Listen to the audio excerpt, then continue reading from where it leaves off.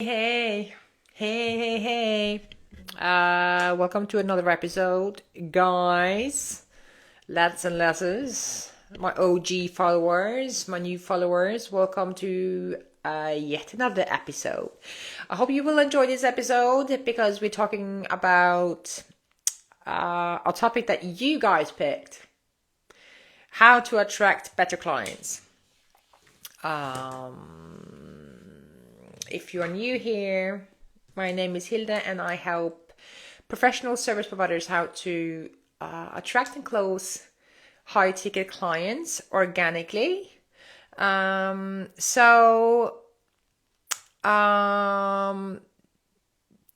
we're going to talk about something that I struggle a lot with myself in the beginning of my journey. I attract the clients. But however, I did not attract the clients that I necessarily loved to work with. My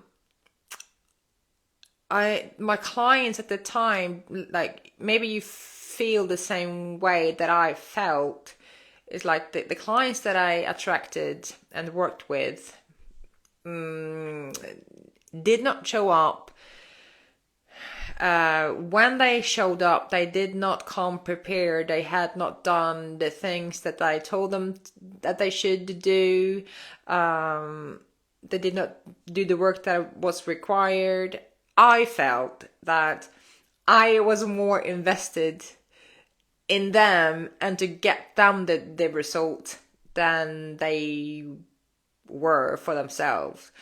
And that was a problem. So I felt like it was not 100% match. So in today's episode, I'm going to talk about shifts that I made that got me to this point. Because at the moment, the clients that I get and enroll into my program is like the best.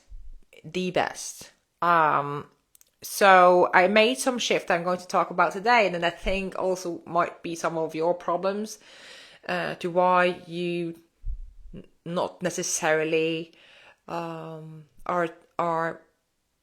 enrolling or closing the clients that you want. Okay, so the thing that I came to realize after a while was that I was not specific enough in whom I was serving. And this is by far the number one thing that I see y'all are struggling with. Listen, this is what you need to nail. This is the basic principles. This is the basic business principles that you need to nail. You need to understand how to segment properly. Please listen. You need to understand what kind of segment group do I want to attract. Okay? Find a segment group. That segment group has a bunch of problems. Your job is to solve one of those problems. And along with that, you need to understand, is there money in the problem I'm solving? And what should be the preferred solution to solve that problem? This is by far the number one mistake that I did as well. I'm not like I did it. But I'm telling you now that this is the biggest mistake that I see businesses, companies struggling with. And this is the basic business principles that you need to know. like, why do you need to nail it? Because everything else that comes as a consequence of you not nailing it will be weak. Your messaging will be weak because you do not know who you're talking to. Your process will be weak. Your delivery will be weak because you are not consistently closing the same type of clients that had the same type of problem. Everything else that comes as a consequence of you not nailing the basic will be weak. You how to say it? You overcoming objections will be weak, because you can't learn to see the patterns of the segment group, what kind of objections they might have in a sales process. Everything else that comes as a consequence of you not nailing this specific thing will be weak. I'm telling you, trust me. And I know there's coaches, consultants in the industry that's telling you that you don't need a niche. Okay. I disagree. I work in the corporate industry. I work in the B2B industry. I have yet met a successful company that do not have a segment group, who do not have a niche. I have yet come over a single company, a professional company, that do not have a niche, that has not segmented properly, who do not have a market that they operate in. They know their TAM, the total addressable market. They know the market, okay? They know who they're trying to reach. This will, like everything else that comes as a consequence of you not nailing the business principles, the basic business principle, will be weak. That is the number one thing, the first thing that you need to nail. Please go on Google or invest in a consultant or a coach to teach you this process. It's like you think it might be easy, but it's not. Like when you what I tell my clients is that when you see it, you can't unsee it. They come into my program, they think they have figured their niche out. They think that they are specific, but when we dedicate 3 whole sessions of a 12-week program to nailing the business principles, nailing the foundation of your business, so you know exactly who, what, and how you're selling a program. You know that, because if you don't know that, everything else will be poor. It will be poor. Okay? I speak so passionately about this, but I mean it, and I mean it so like the best, like I mean it. Number 1, be specific about who you're serving. Targeting entrepreneurs. What, like I've said it so many times, what kind of entrepreneurs? I'm starting a software company. I have a software as a service business model. Can you help me to scale my business? Can you?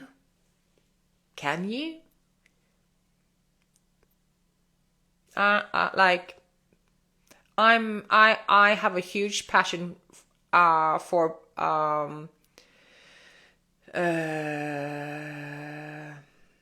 like I want to start my own hedge fund. Can you help me do that? Can you help me scale? Like, you need to be specific about these things, and I mean it. Even though that you're targeting entrepreneurs, there's a bunch of different entrepreneurs out there, so you need to be specific about who you're actually talking to. Because starting a hedge fund and starting a SaaS company, a software company, is not the same. And but the core business model is different.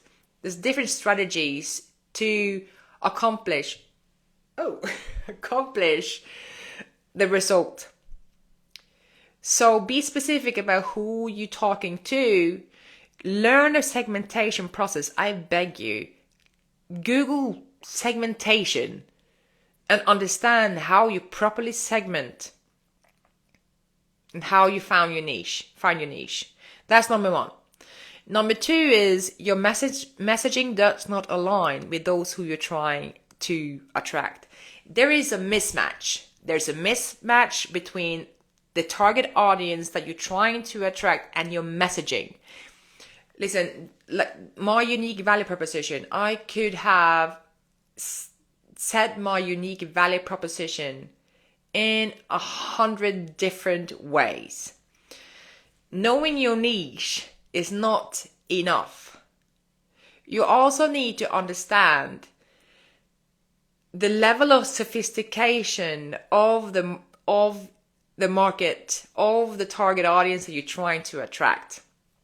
There's a bunch of different kind of consultants, coaches out there who delivers the same program as you, deliver the same service as you, and they communicate in a different way that attracts different kind of buyers.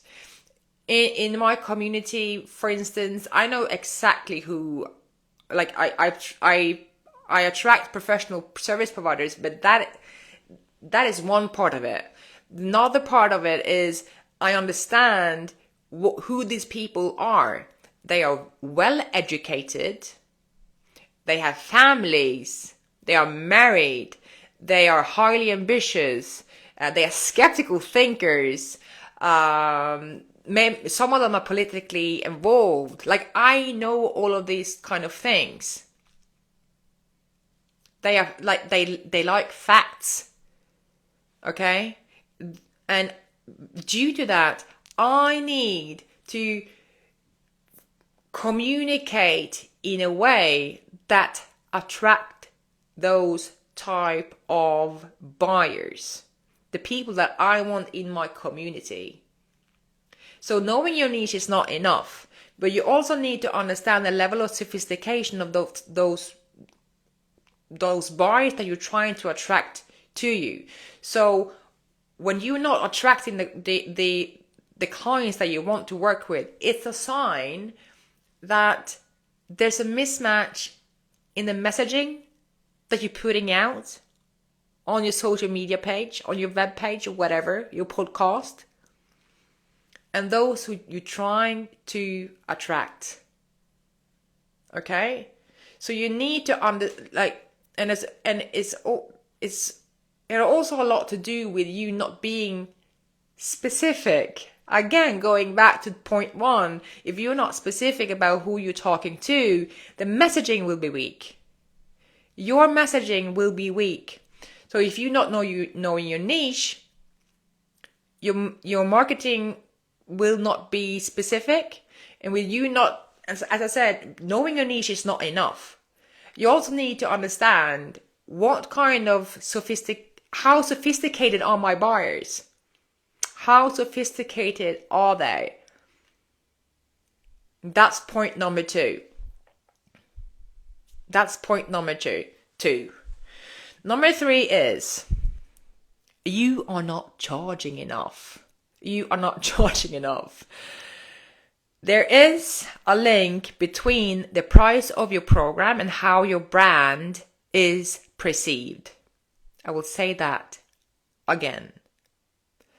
there is a link between the price of your program and how your brand and how your program is perceived. I am a high ticket buyer. I have been in this industry for now over 3 years. So I can spot when people are full of bullshit and I can spot who is legit, okay? But when I am investing, I need to, I want value. I will pay for value, even though you cost me $3,000, $5,000, $10,000. It does not matter. If the problem is there, I need to solve it. Okay? So I'm paying for value. And here you are. There you are. I go through your content and it's spot on. You deliver so much value. It is on point. It's exactly what I struggle with and how you give me a solution to how to solve it. Like, I like you as a person. Everything is on point. You deliver so much value, and here you are. You have a doctor degree and all. Like, this is it. Just like, give me 2 seconds, and I will go to your webpage and look how much this costs, because I expect it to be expensive. So I go into your webpage, and it costs me $200, $500. Wait, what? For you know your stuff. You share all of this knowledge. You know what you're talking about. You solve one specific problem that is exactly what I'm looking for. And you're telling me that I'm going to pay you $200 for this service? No. Then something is telling me that what's the catch here? It doesn't make sense. Okay? So, especially when you're talking about high ticket buyers, they are skeptical thinkers. They have been around the block. We have invested before. We have been in this game for quite some time now, so we know how this shit works. There's also something about being too cheap. And you need to be careful about that. Cause like me, I'm rather skeptical.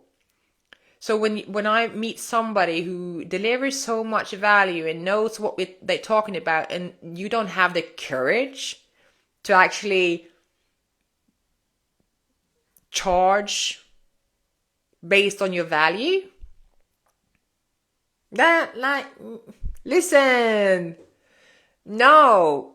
So it has to, the value that you bring also have to match the price tag that comes along with that. I expect you to be expensive, and I have no problem paying for it. I'm paying to get that problem solved. So you're not charging enough. You want to have really, really solid clients. The funny thing is, the moment when I started to increase my rates, the more I increased my rates, the better the client I got. And I have yet, the more I have increased my rates, the lesser price objections I also received. Because people expect you to be expensive. Because you give so much value. By binging all of your content, they understand your value based on how much sense you make, the way you communicate, how sophisticated are you. They expect you to be more expensive than those who are just showing up, doing dancing reels and lip syncing reels and not offer any value. Those people can charge $200, $500. You can't, because you show up through your content, deliver so much value, have a process, you know what you're talking about, you've done this before. They expect you to be more expensive because they see the value. So yes, there is a link between the price of your program, the price of your service, and how it is perceived. So if you charge too low, it can also be harmful. It has to match. If somebody came to me and asked me if I wanted to buy a Chanel bag for $200, I would assume it is fake. Thank you very much. I don't know about y'all, but I would assume it was fake. Does not make sense. I expect it to be expensive. Okay, so the more you increase your rates, the more clients you will also, the better clients you will also receive. However, it's not just like, I need to just like be specific about this and highlight this. Like, it's not just like increase your rates. The value has to be there, because when you increase your rates, people expect value. So if you can't deliver on the value, you're in trouble. You're in trouble. Like, if you want to increase your rates, you need to increase your value. Is that simple? Because people expect also to receive value when they pay a high price. So it's not just like to throw in another zero. That's not how you do it. Just because you feel like it.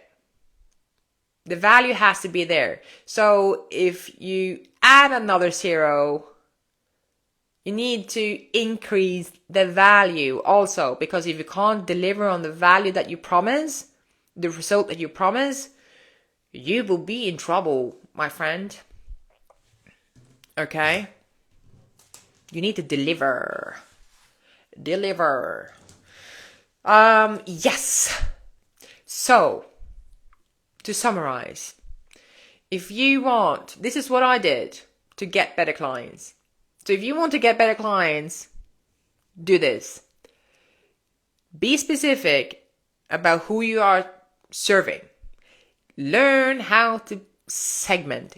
Learn the basics, please. The business principles, business principles. Number 2 is your messaging is not aligned with those who are trying to attract. Knowing your niche is not enough. You need to also learn how to understand what kind of level of sophistication are those people I'm trying to attract to me. There's a mismatch between who you're trying to speak to and the messaging that you're putting out. Number 3 is you're not charging enough. You are not charging enough. People expect you to be expensive when you offer so much value as you do. So if your price is too low, people will think like it does not make sense. So by you increasing your rates and adding more value, you will get better clients. I promise. This was a good live session, y'all. I just spoke my mind. And it's also funny that when you doing a live session, like, you can actually talk for 20 to 30 minutes by yourself. But I have a structure. So it makes it easier.